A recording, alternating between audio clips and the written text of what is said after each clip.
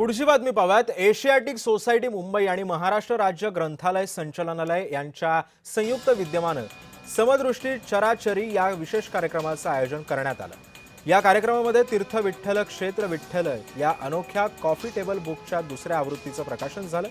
संत साहित्यातील सामाजिक न्याय या विषयावरती ज्येष्ठ अभ्यासक डॉक्टर सदानंद मोरे यांचे व्याख्यान सुद्धा झाले। तसंच ज्येष्ठ गायक पंडित जयतीर्थ मेवुंडी यांच्या सुमधुर रंग अभंग या अभंग गायनाने कार्यक्रमाची सांगता झाली। या कार्यक्रमाला सांस्कृतिक मंत्री आशिष शेलार यांनी प्रमुख उपस्थिती सुद्धा दर्शवली। तसंच हा कार्यक्रम Asiatic society town hall Mumbai येथे आयोजित करण्यात आला होता।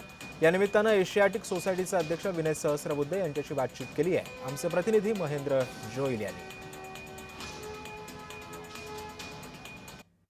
एका पुस्तकाचेही जे प्रकाशन करण्यात आलं बोलण्यासाठी एशियाटिक लायब्ररी जे आहे त्याचे अध्यक्ष विनय सहस्रबुद्धे सर आहेत। सर, काय सांगाल?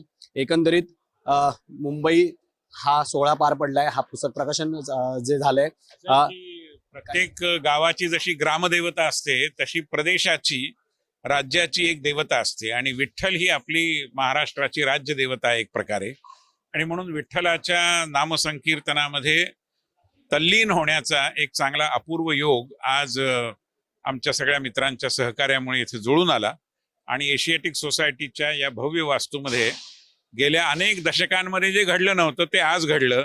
ते म्हणजे मराठी अभंग गीतांचा उत्तम कार्यक्रम पंडित जयतीर्थ मेवुंडी यांनी सादर केला।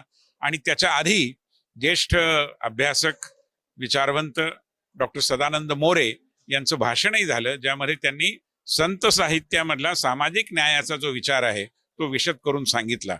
आणि म्हणून आमची जी नवीन टीम गेल्या महिन्यामध्ये निवडून आली या 5 जुलैला, त्या टीमच्या सहकार्याने त्यांच्या आधिपत्याखाली एक प्रकारे इतिहासाचं एक नवीन पान उलटण्याचं भाग्य आम्हाला लाभलं आणि ते विठ्ठलचरणी आमची सेवा रुजू झाली।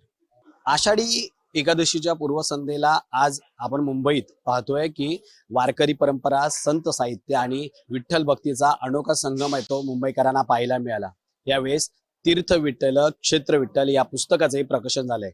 व्हिडिओ जर्नलिस्ट ललित चौधरीसह मी महेंद्र जोईल, जय महाराष्ट्र न्यूज, मुंबई।